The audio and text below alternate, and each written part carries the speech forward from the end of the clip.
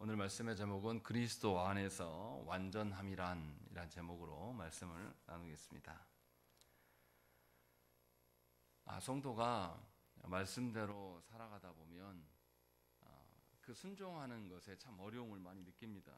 내 자신의 어떠함도 있거니와 또 주변에 의롭지 못한 일들이 훨씬 많기 때문에 그것으로 인하여서 좌절할 때가 많이 있습니다. 성도만이 아니라 우리 시대의 교회도 그렇습니다.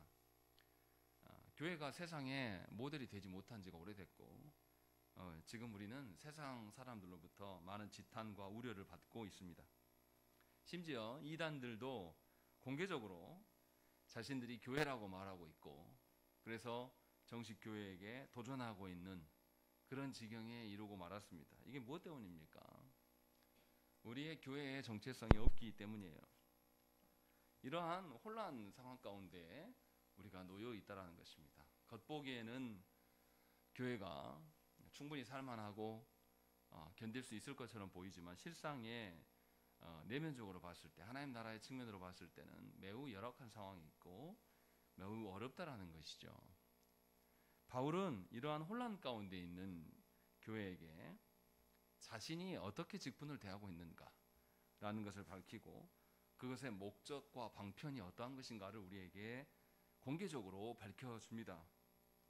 그래서 교회다운 교회가 어떻게 세워져 가는 것이고 그 일에 있어서 성도된 우리가 어떻게 순종해야 될지를 오늘 본문에서 확실히 보여준다는 점에서 말씀에 순종하지 못하여서 낭망한 성도들이나 또 개혁을 위해서 꿈꾸다가 불의한 자들이 너무나 많아서 낭망하는 자들에게는 참 교훈이 되는 말씀일 수 있다는 것입니다.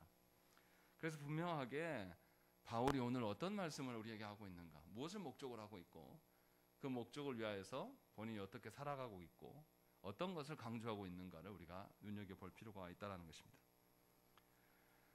그러면 먼저 우리가 바울이 어떤 상황에서 지금 말을 하고 있는가를 다시금 한번 생각을 해봐야 돼요. 24절 우리가 지난주에 보았지만 24절 말씀을 다시 보면 나는 이제 너희를 위하여 받는 괴로움을 기뻐하고 그리스도의 남은 고난을 그의 몸된 교회를 위하여 내 육체에 채우노라 이렇게 밝히고 있습니다. 바울이 극심한 고난 중에 있음을 이렇게 돌려 말하고 있어요. 우리가 지난주에 본 것처럼 바울은 이 고난을 절대 좌절이나 낭망이나 절망으로 보지 않습니다. 도리어 기쁨으로 보고 있어요. 그런데 바울이 그럼 고난이 약한 것이었냐? 그렇지 않습니다. 유대인들은 예수님을 죽이는 것으로 십자가에 못 박는 것으로 만족하지 않았습니다. 그래서 예수님의 제자들을 끈질기게 추격했어요. 특별히 바울의 경우는 더 심했습니다. 왜냐하면 바울이 이방인들에게 복음을 전하였고 바울이 가는 곳마다 교회가 세워지는 것을 발견하게 되고 또 그로 인해서 소문이 나기 때문에 유대인들은 바울의 사역에 끝까지 끈질기게 추적하면서 따라다녔습니다. 그리고 방해했어요. 그래서 바울은 이 유대인들로 인하여서 죽을 위기를 여러 번 겪습니다. 유대인들의 선동으로 바울과 바나바는 이고니온에서 도망하여서 루스드라로 도망합니다. 그래서 루스드라에서 복음을 전해요. 또 그곳에서 병을 고치는 일도 해줍니다. 그래서 처음에는 루스드라 사람들이 이 바울과 바나바에게 매우 친절했습니다. 그런데 뒤따라온 유대인들이 이들을 선동해요. 그래서 결국 어떻게 되냐면 바울과 바나바는 돌에 맞아 거의 죽을 지경에 이른 것이죠. 그래서 바울이 돌에 맞아서 정신을 잃은 것 같아요. 그래서 유대인들이 죽은 줄 알고 성문에 시신 버리는 곳에다가 바울을 던져버립니다. 그런데 하나님의 은혜로 살아났어요. 또 데살로니가에서 바울과 실라가 복음을 전할 때 유대인들이 쫓아와서 이들을 선동해서 바울과 실라가 어떻게 됩니까? 옥에 갇히는 그런 경험을 하게 돼요. 이처럼 바울은 복음을 전하는 데 있어서 극심한 고난을 여러 번 당했습니다. 그냥 어느 정도 욕먹고 멸시하는 정도, 우리가 겪는 정도의 그것이 아니라 목숨을 걸 만한 위태로운 상황이 있었다라는 거죠. 그런데 바울은 지금 뭐라고 이야기를 하고 있냐면 그 괴로움을 기뻐하고 있다라고 이야기를 하고 있어요. 이상하지 않습니까? 복음을 전하면 전할수록 괴로움이 가중돼요. 자기한테 돌아오는 것은 늘 폭력과 멸시와 핍박이란 말이죠.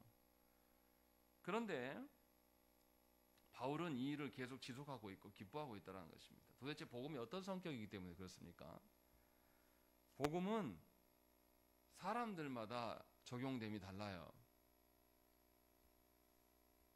자기 죄를 발견하고 통회하고 애통해하면서 자복하고 회개하기를 원하는 영혼에게는 이 복음이 큰 위로와 힘이 됩니다. 반대로 회개하지 않으려고 하는 사람들, 그냥 자기 지금 이대로가 좋아요. 나는 바뀌어질 필요가 없다라고 믿는 사람들, 그래서 현실에 안주하고 자아도취에 빠져있는 사람들, 또 회개가 필요하지 않다, 내가 왜 죄인이냐, 또 그리스도를 전혀 필요를 느끼지 못하는 자들에게 복음은 그들이 감추고자 하는 비밀스러운 죄를 정확하게 꼬집는 비수와 같기 때문에 반드시 복음을 전하는 자를 향하여서 대적하고 들이받습니다. 이것이 복음의 기능이에요. 그래서 복음을 전하면 모든 것이 만사형통되는 게 아니에요. 복음을 전하면 복음에 대해서 대적하는 자들이 반드시 있고 그들로 인하여서 핍박을 받는 것은 너무나 당연지사인 것입니다. 바울이 이것을 우리에게 말씀해주고 있어요. 우리 시대의 교회들 가운데서도 이러한 현상은 반복되고 있습니다. 조국교 안에서 어떤 설교가 유행하게 되었습니까? 사람들에게 불편함을 주지 않는, 사람들에게 매우 말랑말랑하고 따뜻하고 달콤한 그런 설교가 조국교회를 다 점령한 지가 오래됐습니다. 그래서 저처럼 딱딱하게 한다든지 죄에 대한 설교를 하고 회개를 계속 촉구한다든지 뭔가 호통치는 설교를 하면 성도들이 대노합니다. 그냥 가만히 있지 않아요. 제가 담임 목사니까 안 오겠지만 제가 부목사 있을 때는 그게 원래 다니던 분들이 있거든요. 그래서 죄에 대한 설교도 우리가 얼마나 타락했는지를 여실히 다 밝혀내는 그런 설교들을 하면 꼭 거절하고 목사님 설교 듣지 못하겠다, 듣기 매우 거북하다라는 문자들을 많이 받았어요. 실제로 우리 시대가 그렇게 되어버렸다는 거죠. 그래서 조국교회 강단에서는 또 성도들도 좋아하지 않아요. 죄에 대해서, 하나님의 거룩에 대해서, 또 죄와 죄인들을 향한 하나님의 진노에 대해서 설교하는 것을 성도들이 극도로 싫어하는 것이 우리 시대가 되어버렸어요. 그러나 제가 어릴 적만 해도 교회 안에서 하나님의 심판에 대한 설교를 자주 들을 수 있었고 그 심판으로 인해서 성도들이 가슴을 치면서 회개하는 역사들을 늘 예배 시간마다 자주 보았어요.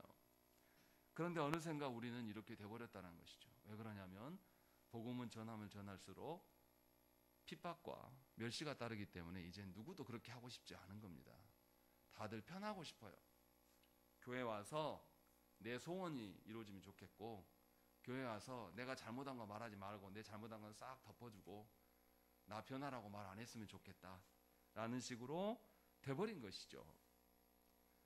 이것이 교회의 비극입니다. 교회의 정체성이 사라진 거예요. 그래서 이단들이 와서 우리에게 이제 도전하는 거예요. 지금 저희 교회도 계속 뭐가 날라오고 찾아옵니다. 성경을 한번 시험 봐보자, 누가 이기는가. 지네들이 시험 문제 내고 지네들이 하니까 지네가 이기겠죠. 그런데 그런 거짓된 복음이 판치고 있는 상황이에요. 심지어 정통교회라 하는 곳에서도 신학적으로 더 성경적으로 합당하지 않은 사람의 위로만 주는 설교들이 판치고 있는 그런 상황입니다. 그런데 놀라운 것은 바울은 극심한 고난 중에, 우리보다 훨씬 더한 고난 중에 있으면서도 복음을 계속 지속하고 있다는 것입니다. 절대 낭망하거나 복음 때문에 좌절하거나 복음을 전하는 일을 멈추지 않고 있다는 거예요. 오히려 복음으로 인한 고난을 매우 기뻐하고 있습니다. 왜 그러냐면 복음으로 인한 고난이 자신에게 주어지면 본인이 그리스도의 고난에 참여할 수 있는 기회가 갖춰지는 것이고, 본인이 하나님 나라의 일꾼됨을 확인할 수 있는 그런 기회이기 때문에 바울은 이 일을 영광스럽게 여겼습니다. 그리고 이 일을 기꺼이 교회를 위하여 할 수 있다라는 것을 지금 말하고 있는 거예요. 그러니까 바울은 복음을 듣고 회개할 자들, 복음을 듣고 대적할 자들을 위한 것이 아니라 복음을 듣고 참회하며 애통해하며 그리스도를 필요로 하며 회개 가운데 나올 자들을 생각하면서 너무나 귀한 일이고 나는 기꺼이 이 일을 계속 지속할 것이다 라는 것을 밝혀주고 있어요. 그리고 이것이 얼마나 놀라운 일인가를 26절에 정확하게 밝혀줍니다. 26절 말씀을 한번 읽겠습니다. 시작.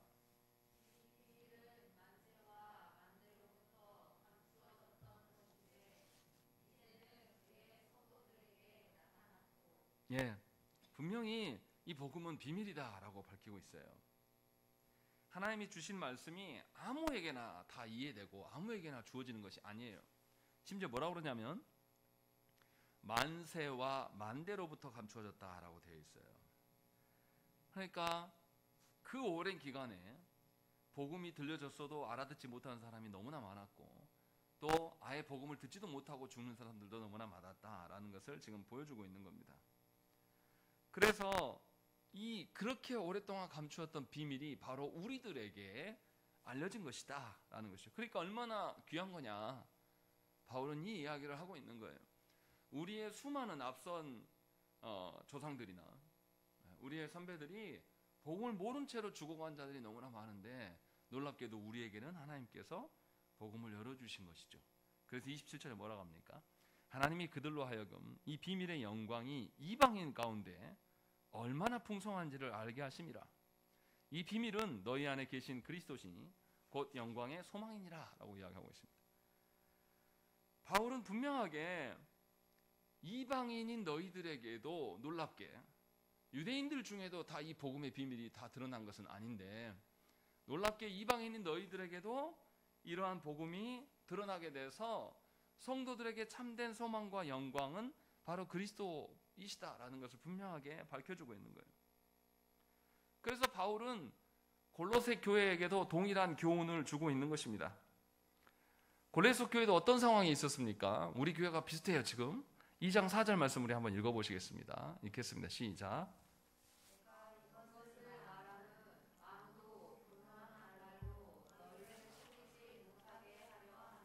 예, 골로새 교회도 바울로부터 배운 그 복음이 전해졌는데 그 바울의 복음을 거절하는 거짓 복음을 든 교사들이 있었다라는 것이죠. 유대인들이겠죠. 이들이 찾아와서 골로새 교회 성도들을 계속 꼬드기면서 속이고 있는 거예요. 그래서 유대교가 참된 종교다라고 말하면서, 그러니까 이방인 이단자들이 지금 교회를 계속 침범해오고 들어오고 있는 것이죠. 그런 상황에 있는 자들에게 지금 이 이야기를 하고 있는 거예요. 그러니까 복음이 전해지면 복음에 순응하고 회개하여서 교회가 세워집니다. 그런데 교회가 세워지고 나면 그 다음에 누가 나타나냐면 복음에 반대하는 자들이 반드시 나타나게 돼 있어요. 그리고 복음을 거절하고 세워진 교회를 와해시키려는 자들도 함께 등장하게 되어 있습니다. 역사의 교회는 늘 그랬어요. 그래서 부흥이 있고 부흥이 있는 다음에 반드시 교회에 무너짐이 함께 존재했습니다. 거의 겹쳐서 나타나요. 교회 역사가 이것을 증명해 줍니다. 그러니까 놀랄 필요가 없는 거예요. 그러니까 교회됨의 모든 역사와 시대와 장소를 초월해서 모든 교회의 동일성은 복음에 대한 반응으로서 확인할 수가 있는 겁니다. 이것이 교회의 보편성이에요. 그래서 바울은 일면식도 없는 골로새 교회 성도들에게 너희들에게 나타나고 있는 그 거짓 복음을 전하는 자들, 유대인들의 그 회방이 나도 겪고 있는 것이다. 우리는 그래서 보편적인 교회됨이고 그 교회의 보편성은 말씀으로 인한 것이고 그리스도로 인하여서 확인할 수가 있는 것이다 라고 하면서 같은 처지에 있음을 분명하게 권면하고 있는 것입니다. 그래서 바울이 우리가 하나님이 부르신 대로 계속 걸어가야 된다라는 것을 권면해요. 28절 말씀 보시면 뭐라고 그러냐면 우리가 그를 전파하여 각 사람을 구원하고 모든 지혜로 각 사람을 가르침은 각 사람을 그리스도 안에서 완전한 자로 세우려 함이니 라고 되어 있어요. 바울이 이렇게 골로새 성도들을 권면한 이유는 골로새 성도들을 완전한 자로 세우기 위함이다 라고 이야기를 하고 있는 거예요. 이상하지 않습니까? 교회가 강건해지고 어려움이 없어지고 뭔가 난관이 없어야지 우리는 뭘 기대합니까? 소망이 있는 것처럼, 소망이 있는 교회, 뭔가 그 교회에서 우리가 완전해질 수 있을 것 같은 그런 교회, 우리는 그런 교회들을 상상하거든요. 그런데 바울은 그렇지 않아요. 바울을 전하고 있는, 복음을, 골로새 교회를 권면하고 있는 바울도 극심한 고난 중에 있고 이것을 늘 경험했어요. 만약에 바울 같은 사역자가 한국교회에 나타나서 너희도 그리스도 안에서 완전해져야 된다라고 이야기하면 우리가 뭐라고 할까요? 조국교회 성도들이 코웃음을 칠 겁니다.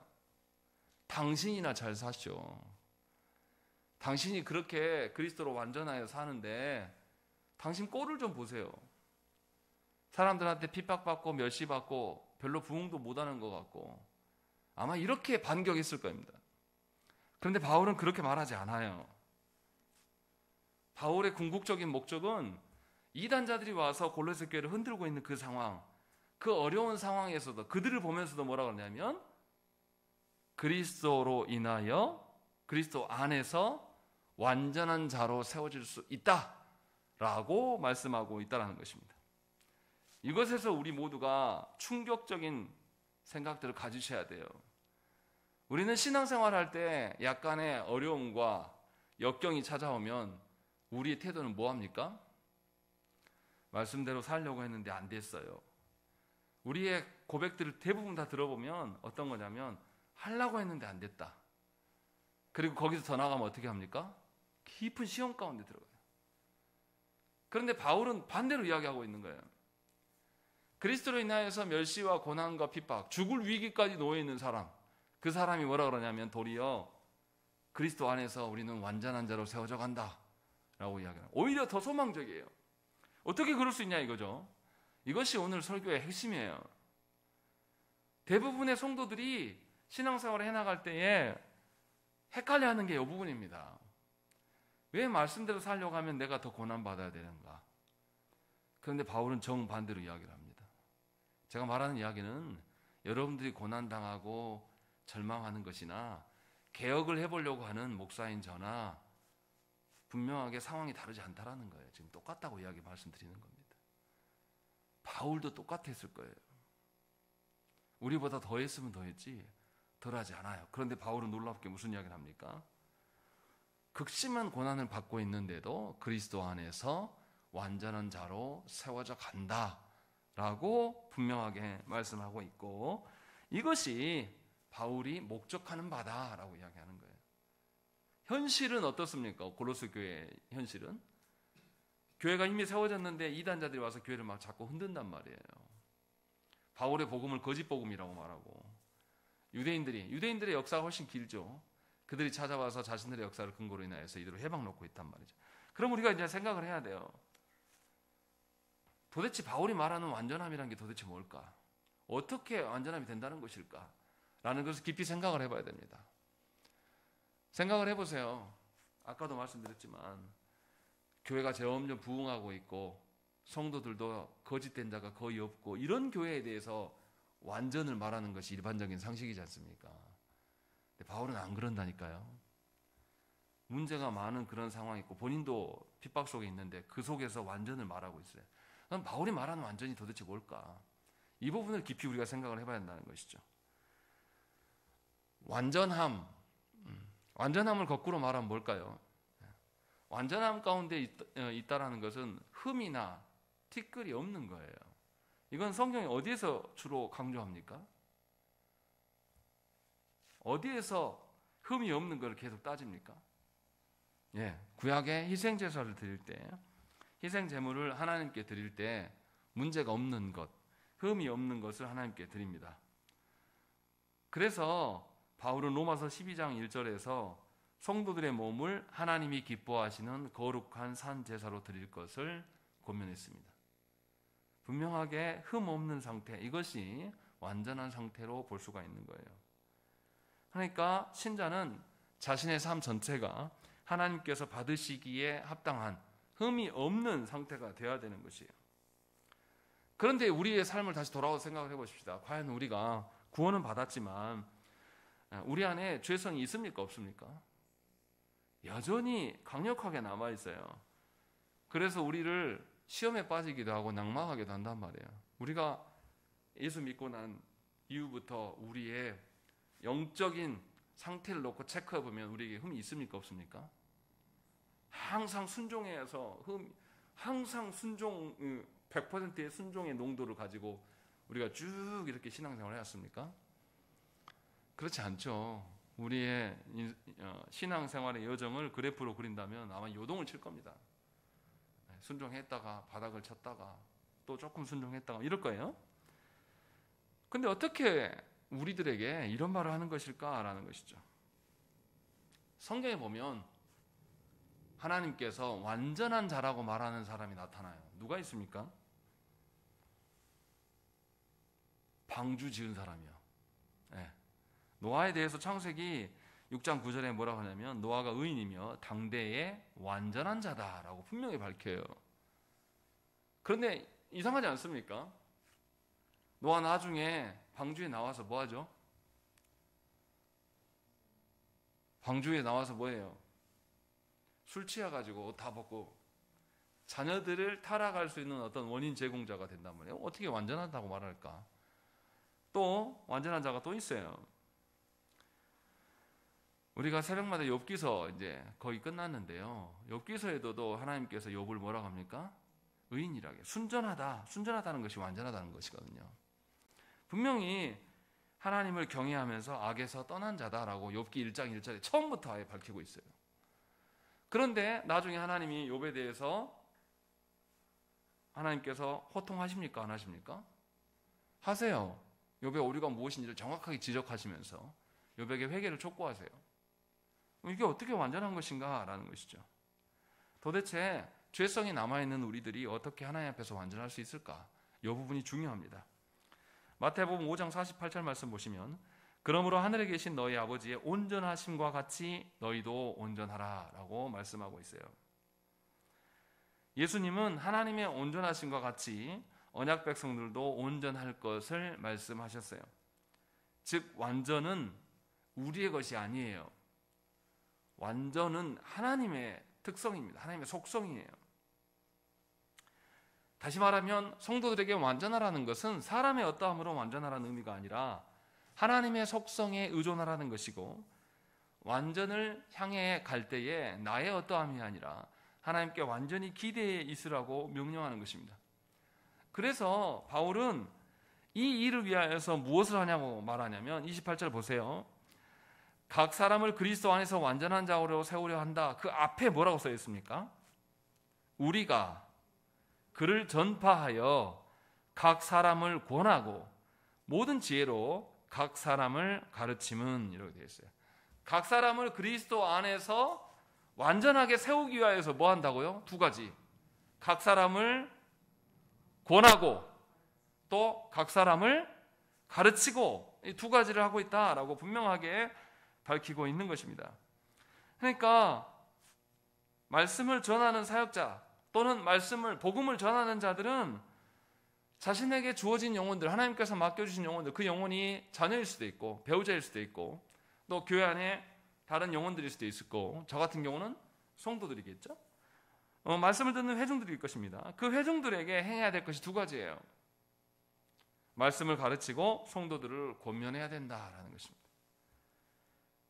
그러면 여기서 말씀을 가르치는 것은 알겠어요. 무슨 말인지를. 그런데 권한다라는 건 도대체 뭘까요? 28절에 말하는 권한다의 말의 의미는 영어 성경에서는 대부분 뭐로 번역하고 있냐면 경고한다로 번역을 합니다. 권한다라고 안에 있어요. 마치 우리가 한국어로 보니까 권한다 그러면 강제성이 없는 것, 이것 좀 하시지요, 아주 부드럽게 말하는 것처럼 여기 떡 하나 드시죠, 뭐 이런 정도의 권함으로 생각하는데 그런 게 아니에요. 경고함이에요. 다시 말하면 권한다라는 것은 성도가 잘못하고 있는 일을 지적하고 그 잘못한 것에서 돌이키지 않으면 어떠한 결과를 보게 될 것인가를 알려주는 거예요. 이런 경고를 말합니다. 그래서 회개하지 않고 불순종하는 자들에게 주어질 것은 성경에서 말하는 심판뿐이라는 것이죠. 이렇게 말하는 것이 권면하는 겁니다. 그러니까 권면이 과연 듣기 좋은 소리입니까? 듣기 싫은 소리입니까? 회개하지 않으려는 성도에게는 굉장히 듣기 싫은 소리인 것이죠. 우리가 잘 아는 말씀, 디모데후서 3장 16절 말씀, 모든 성경은 하나님의 감동으로 된 것으로 교훈과 책망과 바르게 함과 의로 교육하기에 유익하니 라고 되어 있어요. 분명하게 무슨 말씀하십니까? 교훈과 책망이 있다는 거죠. 말씀은 부드럽고 달달한 그런 것이 아니에요. 그런데 대부분의 조국교회 성도들이 성도를 바르게 세워감에 있어서 책망하지 않으려 합니다. 경고할 생각이 전혀 없어요. 너에게 잘못이 없다. 우리 시대의 사조가 그렇죠. 너는 잘못이 없어. 너는 사랑받을 만한 사람이야. 네 잘못 아니야. 성경은 그렇게 말한 적이 한 번도 없습니다. 당신의 죄 때문이다. 성경은 분명하게 밝혀요. 그리고 그 죄의 문제를 하나님 앞에 토설하지 않으면, 돌이키지 않으면, 죄로부터 떠나지 아니하면 결코 구원받을 수 없다라는 것을 분명하게 성경은 밝힌다는 것이죠. 그래서 우리가 기억해야 될 것은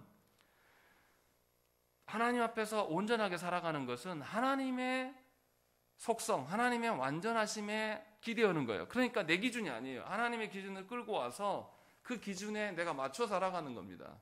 그 기준에 부합하지 못하면 우리는 서로 경고해야 돼요. 그 기준이 무엇인가도 가르쳐야 되고, 그 가르친 대로 살지 못하는 것에 대해서 네가 어떤 부분에서 문제가 있고 이 부분을 고쳐나가야 된다라는 것이 영혼을 담당하는 모든 자들이 행해야 될 일이라는 것을 바울은 분명하게 이야기를 하고 있는 것이죠. 그러니까 설교를 통해서 우리가 듣고 순종해야 될 바를 경고하는 메시지를 주는 것이지, 결코 설교를 통해서 여러분들이 듣고 싶은 이야기, 여러분들이 소원풀이했던 거, 내가 이거 됐으면 좋겠습니다 라고 하나님께 기도했던 거를 목사가 대신 말해주는 그런 것이 설교가 아니에요. 그렇다면 여러분들은 세상 사람이 될 것입니다. 교회가 그 일을 하면 할수록 어떻게 되겠습니까? 우리가 정한 문제, 우리가 정한 소원을 갖고 와서 하나님께 해달라고 그랬어요. 하나님 해줬어요. 다음번에는 뭐 갖고 오겠습니까? 내 거 하나 들었으니까 이제 하나님의 뜻을 위해서. 그런 성도가 있습니까? 그런 사람 없어요. 자기의 뜻이 강화되면 다음에는 이제 더 교만해져 가지고 남들까지 가르칩니다. 아니 그렇게 하는 거 아니야. 내 말 들어. 내가 기도응답 받아봤어. 이러면서 하나님과 더 무관한 일로 몰아쳐요. 그래서 교회를 무너뜨리는 사람은 오래 다닌 사람, 직분자들이 교회를 어지럽혀요. 이것이 우리의 현실이 되어버렸다는 것입니다.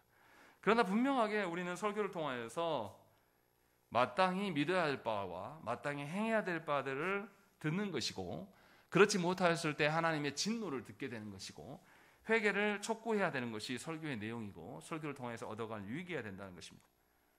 그래서 저와 여러분들은 먼저 여러분들의 영혼을 위해서 기도하셔야 돼요. 여러분들의 영혼이 하나님의 말씀을 충분히 받을 수 있도록 성령께서 붙들어 달라고. 두 번째는 설교자를 위해서 기도하셔야 됩니다. 설교자가 진실로 하나님의 말씀을 전할 수 있도록. 그래서 그 말씀이 나에게 비수가 아니라 나에게 회개를 촉구하는 말씀으로 들려줄 수 있도록 기도를 하셔야 되는 것이죠. 바울은 지금 그 이야기를 하고 있는 거예요. 그래서 이것이 나의 목적이고, 나의 성도를 완전케 하는 것이 나의 목적이고, 이 일을 위해서 나는 끊임없이 말씀을 가르치고 경고한다, 권면하고 있다, 이 이야기를 하고 있어요. 그러니 너희도 이걸 해라 라고 이야기를 하고 있는 것이죠. 이렇게 하는 것을 뭐라 그러냐, 25절에 나와 있습니다. 25절 읽겠습니다. 시작.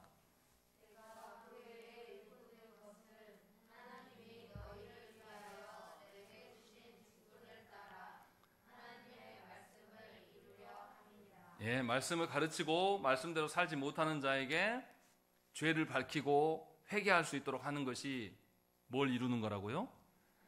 하나님의 말씀을 이루는 것이다 라고 분명하게 25절에서 밝혀주고 있는 것이죠.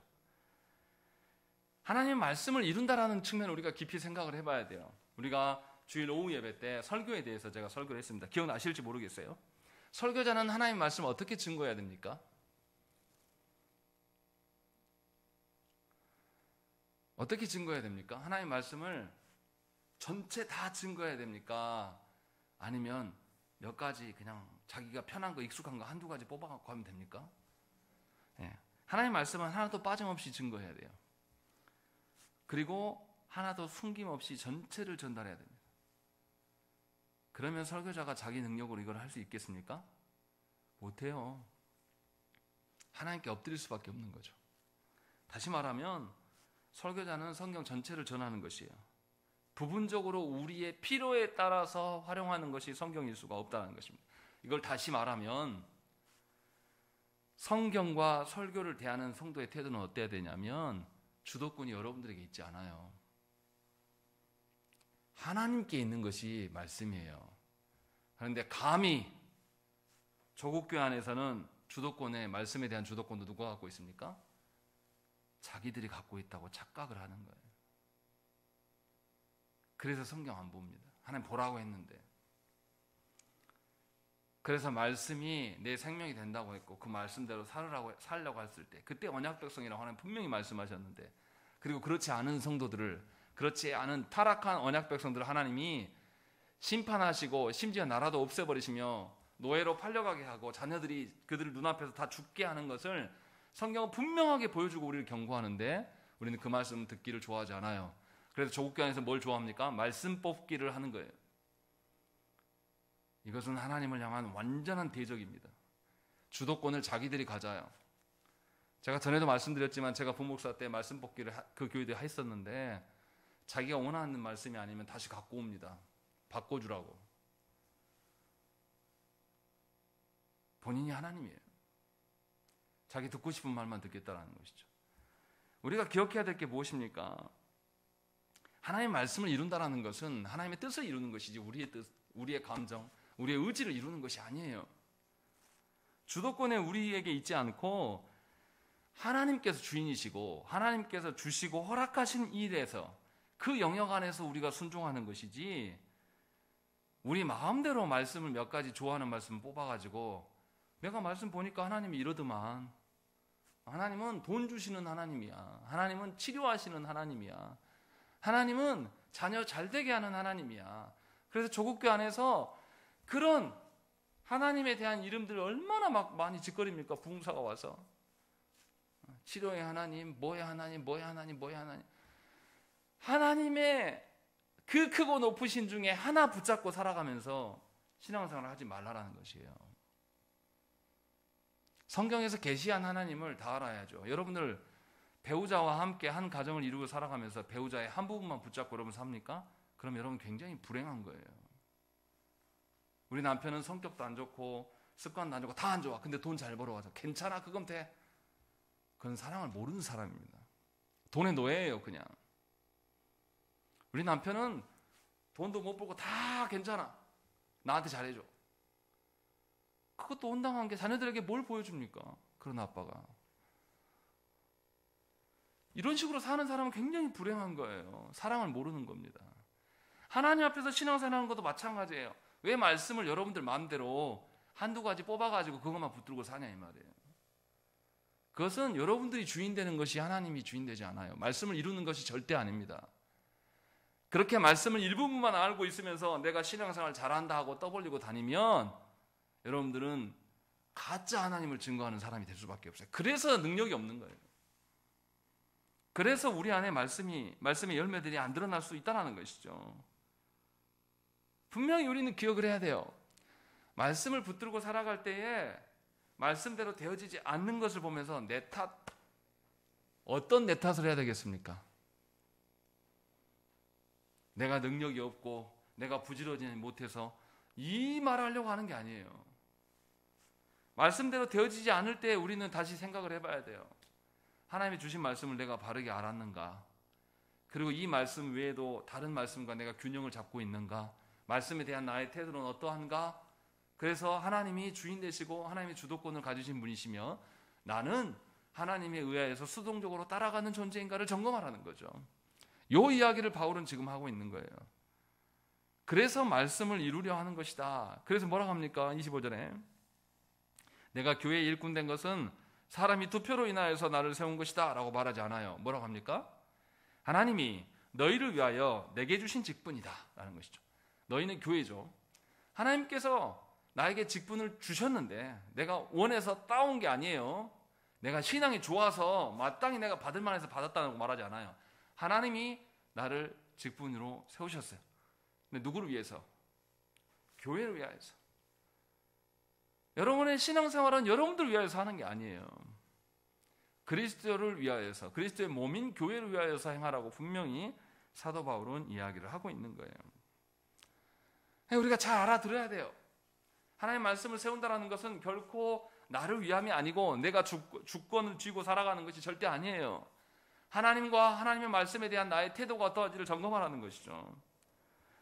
그래서 28절에서 그리스도 안에서 완전한 자로 세우려 한다라고 했을 때 세우다라는 의미를 우리가 잘 생각을 해봐야 돼요. 세우다.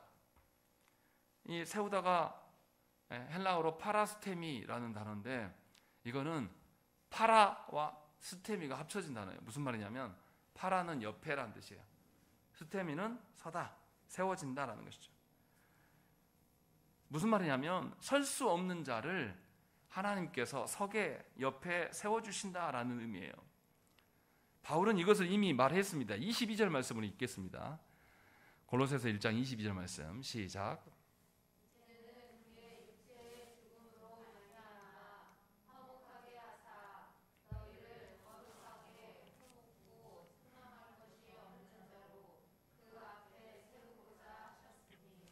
이 22절의 말씀이 그대로 28절의 말씀에 똑같이 나와 있잖아요. 그리스도 안에서 완전한 자로 세우려 했다. 완전함이 뭡니까? 22절에 있는 말씀대로 거룩하고 흠없고 책망할 것이 없는 자로 그리스도 앞에 세우려고 한 것이다 라는 것이죠. 어떻게 해서요? 그리스도의 육체의 죽으심으로 말미암아 화목하게 되었기 때문에 너희가 이렇게 되었다라고 이야기를 하고 있는 거예요. 결코 너희들의 열심이나 너희들의 어떠함으로 그렇게 되어지는 것이 아니라 그리스도께서, 삼위 하나님께서 이 모든 일들을 하게 돼서 우리는 할 수 없으나 그가 행하심으로 말미암아 우리를 하나님 옆에 세워두신 것이다 라고 이렇게 말하고 있는 거예요. 그러니까 교회된 우리는 원래부터 완전한 자들이 아니어서 우리 스스로의 힘으로, 우리 스스로의 능력으로 결코 설 수 없고 흠이 없을 수 없습니다. 하나님께서 완전하시기 때문에 하나님의 완전하심을 우리에게 베풀어 주셔서 그것으로 말미암아서 우리는 세워져 가는 존재들이에요. 내가 서는 게 아니라 하나님께서 세워져 가게 하셔요. 그렇기 때문에 교회된 성도는 자기의 어떠함을 말할 필요가 없어요. 내가 말씀에 순종하지 못했다는 거 가지고 자기 변명하고 자기 합리화하면서 아이고 너무 힘들었어요. 내가 이 말씀 때문에 얼마나 힘들고 고달팠는가 줄 아세요? 이런 말할 필요가 없는 거예요. 오히려 내가 하나님께 의탁하지 못한 것, 하나님이 주도권을 쥐게 하신 게 아니라 내 열정이나 내 열심으로 서지 않았는가를 돌아보면서 이것들을 다 폐기해야 돼요. 자꾸만 나를 드러내면서 사람들 앞에서 내가 말씀에 예를 들어서 우리 교회는 안 하지만 특별 새벽기도를 했다고 칩시다. 다 나와야 돼요. 근데 하다 보면 빠질 수도 있죠. 빠지면 우리가 나와서 하는 소리가 뭔부터 이야기합니까? 목사를 만나면? 아이고 목사님 죄송합니다. 지난번에 나올라 했는데 일이 많아가지고 전날 좀 늦었어요. 이 말부터 하는 거예요. 하나님은 여러분들이 어떠한 묻지 않아요. 늦게 자더라도요. 하나님을 온전히 의존하면 어떻게 하겠습니까? 나오는 거예요. 하나님을 정말 절대적으로 의존하고 하나님께 생명이 있다고 믿으면 날 새고도 와요. 제가 고등부 때 고등부 아이들에게 새벽기도 생활이 무엇인지 경험하게 하려고 특세하는 기간 동안에 다 오라 그랬어요. 애들 어떻게 오신 줄 아십니까? 애들이 평균 몇 시에 자요? 애들 2, 3시에 자요. 고등학생들. 안 자고 왔더라고요. 그래서 제가 잘했다고 그랬어요. 물론 학교 가서 그날 엎드려 다 잤다고 그러더라고요. 의지가 있으면 하나님 말씀에 대해서 내가 해야 되겠다 그러면 잠을 안 자고도 온다니까요. 제가 말하는 거는 새벽기도 오라 이 소리가 아니에요. 하나님 앞에서 우리가 얼마나 의존하는 것이 훨씬 중요하다는 거예요. 우리의 열심이나 우리의 됨됨이나 이렇게 말하는 게 아니라 이것은 세상의 방식이에요. 여러분들의 능력이나 열심을 추궁하고 하는 것은 세상의 방식이에요. 우리 모두 중에 하나님의 은혜가 끊어지면 우리 중에 스스로 온전히 설 수 있는 사람은 아무도 없습니다. 성도는 때로는 시험에 들어서 넘어질 수도 있어요. 하나님 다 아십니다. 넘어졌어도 우리가 해야 될 일은 뭡니까? 다시 하나님을 찾는 거예요. 그게 우리의 살 길이고 그것이 충성된 거예요. 넘어진 것을 자꾸 핑계하면서 아이고 내가 이거 부끄럽고 내가 나의 어떠함을 계속 보완하고 하는 것은 우리가 해야 될 일을 또 안 하고 있는 겁니다. 내 앞가림하는 게 시험에 들어서 빠져있는 사람이 해야 될 일이 아니에요. 하나님을 의존하지 못한 것, 하나님을 주인으로 섬기지 못했던 것, 하나님을 절대적인 분으로 이기지 못했던 것, 하나님 중심으로 살지 못했던 것, 이것을 놓고 회개하고 다시금 하나님의 은혜를 구하는 것이 우리가 해야 될 거예요. 저도 그런 사람이에요. 그래서 제가 시험에 든 사람이나 낭망한 사람에게 뭔 말 하지 않아요. 할 자격이 저도 없습니다. 우리 모두는 그런 사람이에요. 하나님의 은혜 없이는 살아갈 수 없는 그런 자들. 하나님께서 그렇게 불러놓은 것이죠. 그래서 사도 바울은 29절에 놀라운 말씀을 합니다. 29절 말씀을 읽겠습니다. 시작. 이를 위하여 나도 내 속에서 능력으로 역사하시는 그의 역사를 따라 힘을 다하여 수고하노라. 예, 뭐라 그러냐면 말을 잘라서 읽으면 진짜 이상해집니다. 이거. 이를 위하여 나도 내 속에서 힘을 다하여 수고하노라. 이렇게 말하면 자기 자랑처럼 보여요. 그런데 그렇지 않습니다. 중간에 뭐라고 되어 있습니까? 내 속에서 능력으로 역사하시는 이의 역사를 따라서 간다라고 이야기를 하고 있는 거예요. 내 속에서 능력으로 역사하시는 이가 누구신데요? 삼위 하나님이세요. 자기가 주도권을 쥐고 살아가는 것이 아니라 바울은 자신의 결단과 노력과 수고를 말하려고 하는 것이 아니에요. 바울 자신도 자신의 의지대로가 아니라 내 안에 역사하시는 성령님과 성령님이 그리스도의 행하심을 드러내 보여주심으로 말미암아서 성부 하나님의 뜻을 밝히 보여주셔서 내가 그것에 의지하여서 순복하며 살아간다. 그래서 내 역사가 아니라 하나님의 역사가 되어져 간다라는 것을 분명하게 말하는 것이에요. 그러니까 성도된 우리가 서고 넘어지는 것의 모든 근거는 우리에게 있지 않아요. 다 하나님께 있는 것입니다. 그래서 감사하고 기쁜 거예요. 그래서 어느 때나 우리가 넘어져도, 혹시 넘어져서 우리가 다리를 부러지더라도 다시 세울 수 있는 분은 누구예요? 하나님이신 거예요. 그래서 소망이 있는 겁니다. 그래서 낭망한 자가 다시 돌아와도 하나님 세우신다니까요. 내가 절망해서 뭔가 시험의 기간 동안에 있었던 것에 대해서 하나님께 죄송한 마음은 가져야 되겠지만 이것을 자꾸 가리고 내가 안 그런 척하고 이거에 힘쓸 필요 하나도 없다는 거예요. 감춰지지 않아요. 하나님 앞에서. 도리어 우리에게 있지 않은 것이 얼마나 은혜입니까? 우리의 기쁨이, 우리가 고난을 받아도 기쁠 수 있는, 사도 바울이 기쁠 수 있는 비밀이 바로 여기 있는 겁니다. 하나님께서 우리를 세우신다고 약속하셨기 때문에 우리가 설령 실수하고 설령 시험에 빠져서 넘어져도 우리는 다시 하나님을 찾아야 돼요. 하나님의 은혜와 구주 예수 그리스도의 사랑 때문에 우리는 결과가 없어도 괜찮습니다. 열매를 못 드러내도 누가 세우신다고 약속하셨어요?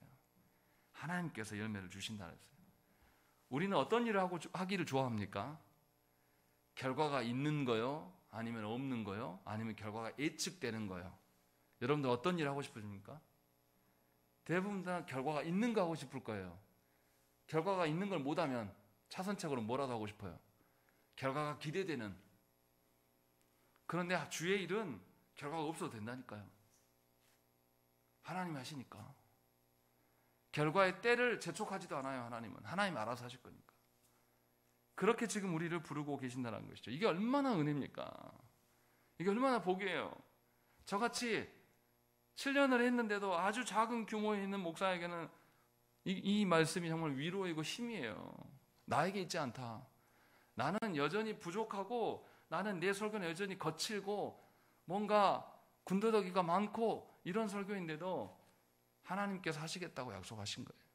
우리는 다 그 속 안에 있는 자들입니다. 그러니 설령 여러분들이 낭망하고 좌절할지라도 여러분들의 어떠함을 갖고 힘들어하지 마시고 다시금 하나님을 보십시오. 그래서 말씀을 이루려고, 말씀을 배우고 말씀을 나에게 적용하여서 잘못된 것이 있으면 경고와 권면을 받으시고, 그래서 다시 하나님을 의존하는 일에 우리가 힘쓰는 것이 그리스도 앞에서 완전해져가는 그런 믿음의 생활이라는 것이에요. 변화되지 않는 우리의 식구들, 얼마나 내 신앙생활에 방해가 되고 나를 괴롭게 합니까? 제가 다는 모르지만 여러분들의 심정을 너무 잘 알아요. 얼마나 마음이 무거우세요. 변화되게 하려고 나도 안 바뀌는데 하나님이 내 식구들까지 나에게 얹혀놓으니 얼마나 마음이 무겁고 발이 무거우십니까?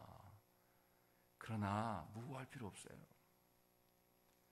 하나님께서 우리를 세우시겠다고 분명히 약속하셨어요. 우리가 해야 될 것은 다시 하나님의 말씀을 찾는 것이며 그 말씀 앞에서 권면을 받는 것이고 우리가 하나님을 의존하기 위해서 하나님께 기도하는 것입니다. 그러니 이 밤에 무엇을 위해서 기도해야 되겠습니까? 쓸데없는 그 어려움과 근심과 고민들을 붙잡지 마시고 하나님께 맡기는 기도로 하셔야 된다는 것입니다. 그러할 때에 우리 안에서 그리스도로 인하여서 완전함이 세워져 갈 것입니다. 우리 함께 기도하시겠습니다.